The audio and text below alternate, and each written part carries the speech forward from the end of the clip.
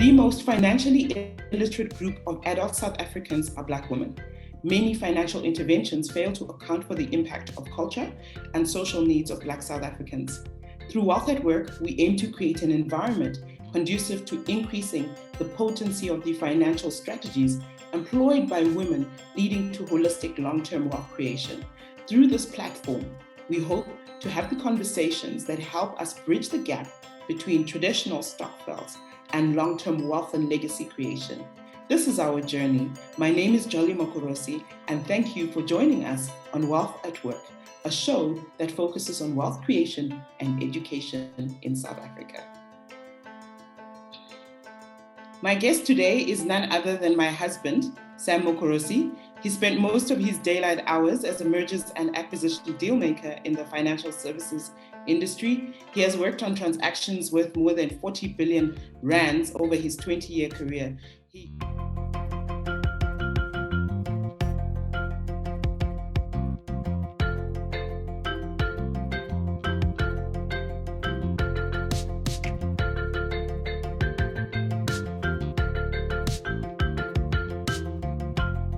Welcome. Thank you, love.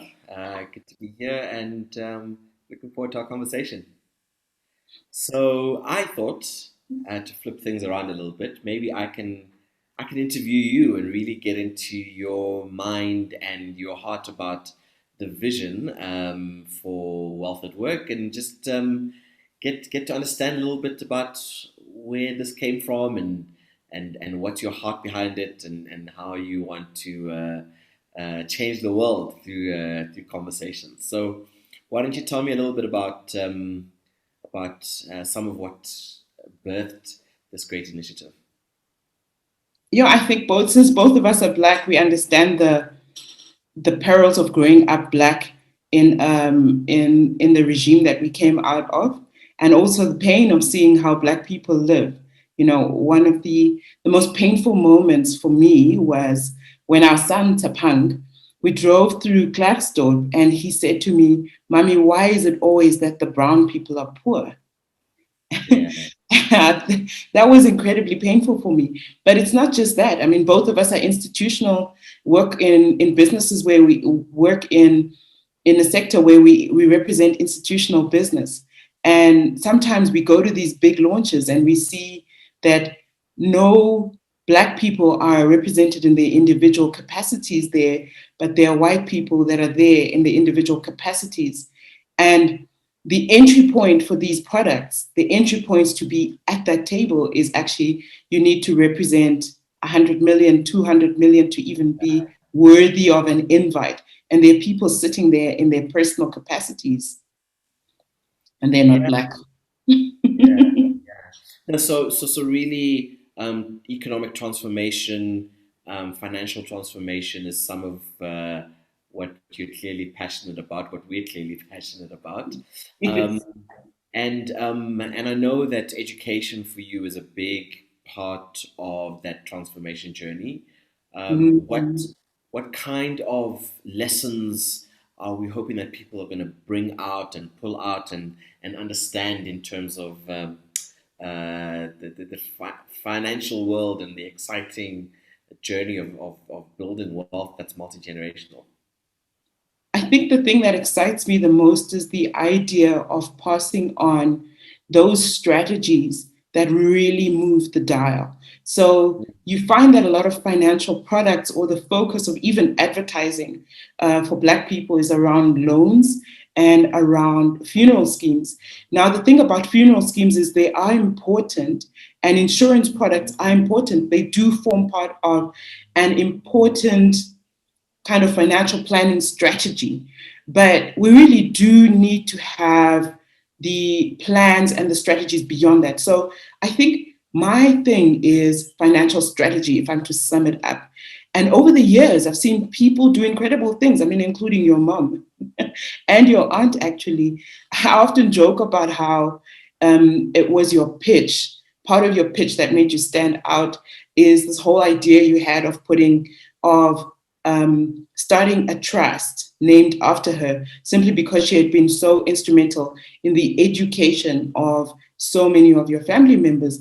I really thought none of the other guys knocking on my door talking about things like that. So this guy is really, he's really different. So for me, having lived in three countries, growing up in three countries, seeing the same patterns being repeated over and over, and I think South Africa being worse off than the other countries because really it was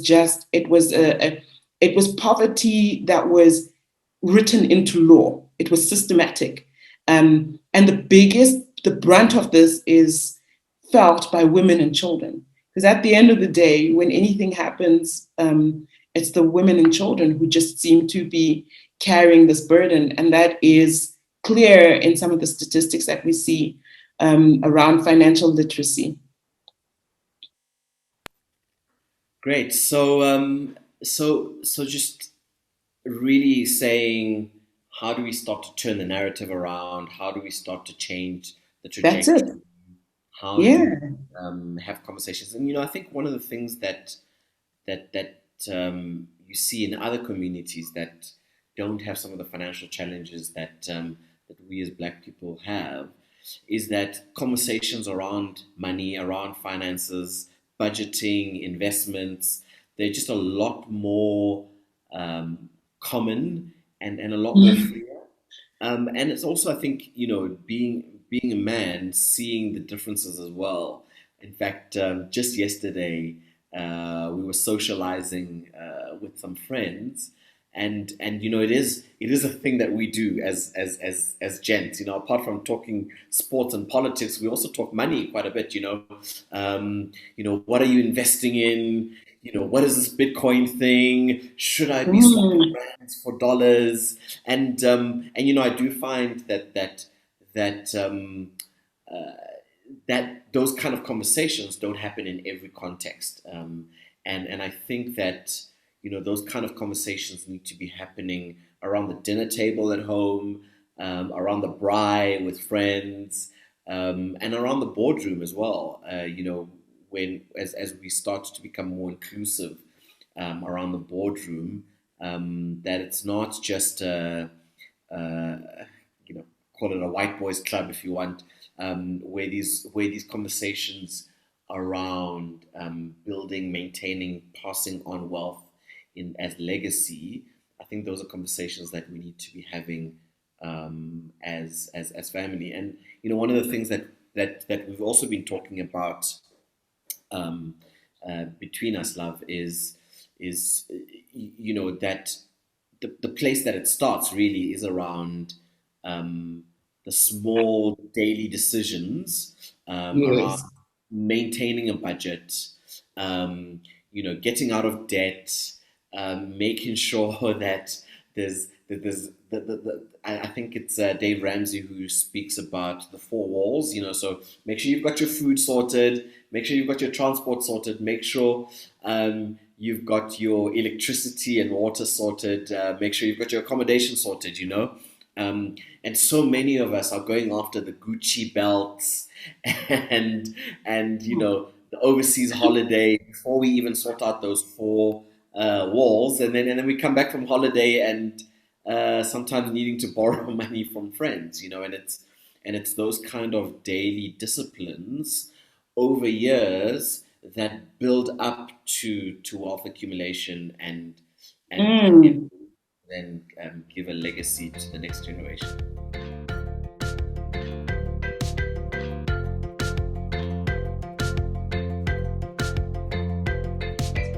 For me, it's sad working with death benefits and retirement funds, the number of times people have called it inheritance. And it's only Black people who do that. But the reason being that that is basically the sum total of what people are leaving their kids as inheritance.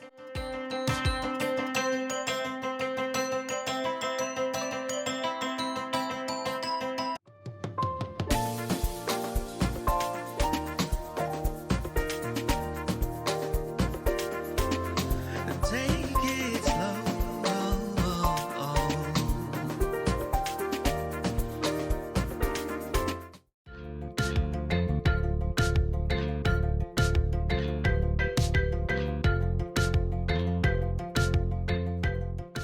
But I think the thing that was also missing for me from a lot of the conversations, let alone the fact that a lot of women don't want to discuss this thing. So even in those circles, it's very difficult to even have that conversation, is around the whole idea of planning beyond this week and next week. You know, I have a child.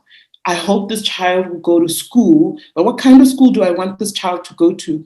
Does my income allow me to send my child to that school? If my income doesn't allow me to send my child to that school, what can I do, or what have other parents done to get that child in there? What is my plan for this child?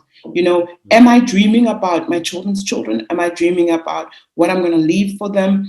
And you know, what constitutes an inheritance, and what constitutes something worthy of being called an inheritance in the first instance? For me, it's sad working with death benefits and retirement funds, the number of times people have called it inheritance, and it's only Black people who do that. But the reason being that that is basically the sum total of what people are leaving their kids as inheritance. And simultaneously, I also come across a lot of men not wanting to tell their women what's going on financially out of fear that she's going to kill them.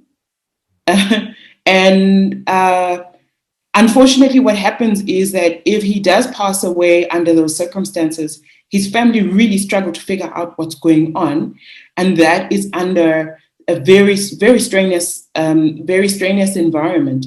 So even when we see the decisions made by Black people, most of those decisions are actually made in a stressful environment, and we all know that if you're stressed out about something, you don't necessarily make the best decisions. Yeah, yeah. Yes, I mean, I think there's so much to personal wealth and personal financial planning. I always say to my friends, if you don't have a financial planner, get one. Um, it's not an easy relationship to have with a financial planner, because they get you to do the things that you don't really want to do. You know, you want to go on holiday and buy fancy toys, but they ask you things like, Lord forbid a truck runs you over tomorrow. What's going to happen to your family?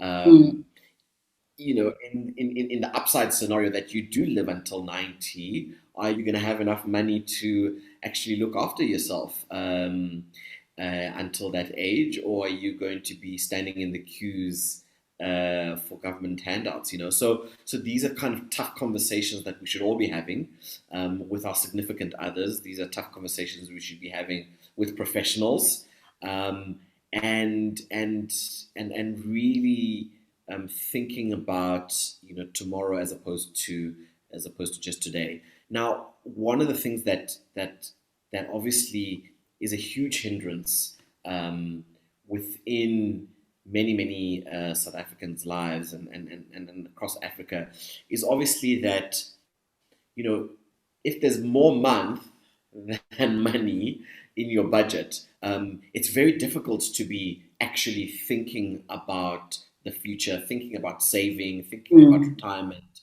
And so one of the things that I am also very passionate about is income generation, right? So there's two sides to the coin. The one is, are you being responsible with the money you are getting? But the other side of the coin is, are you maximizing the money you can get? And I yes, always talk about yes. um, multiple streams of income. So we can't just be holding on to the salary, the one salary, because anything can happen with that salary, right? I mean, we've seen through COVID lots of layoffs, reductions in people's salaries. So can you pick up an extra side hustle? There's a guy that comes to our gate who's often short on cash, and he's always saying, can I at least wash your car or something? But that kind of hustle mentality of saying, are there other things that I can do to generate an income?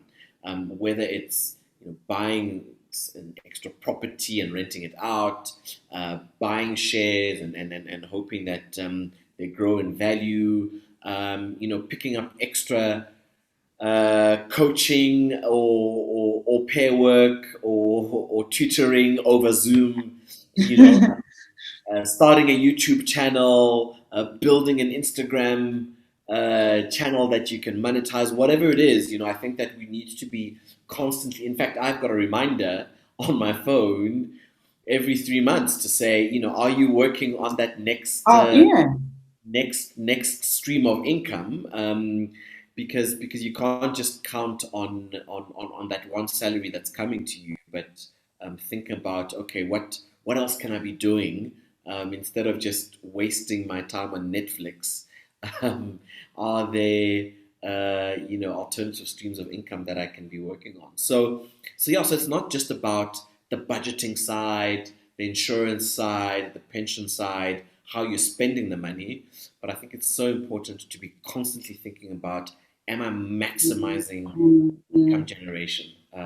So, love, thank you for being my guest today. Sure. Very excited about all the shows, and all the best. Thank you for watching Wealth at Work. We look forward to sharing more stories and profiling other dynamic entrepreneurs and business people. Please like and share. Leave a comment telling us what topics you would like to see. Next from me, Jolly Mokorosi. Thank you and goodbye.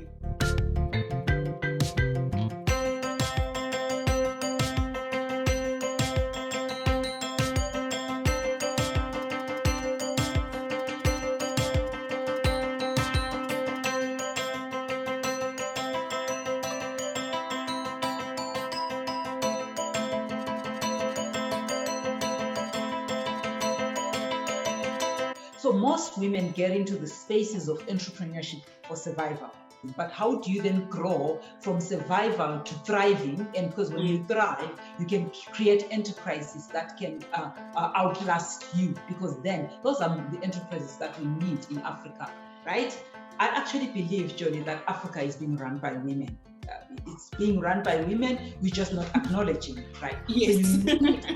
Exactly. A support structure to move from survival to thriving. And that means somebody will take care of children at home. Somebody will say, when you are short, they are not going to take money from your enterprise and use it for the day-to-day bills, rather than you reinvesting in your business. So we need those kind of partners. We need those family support structures.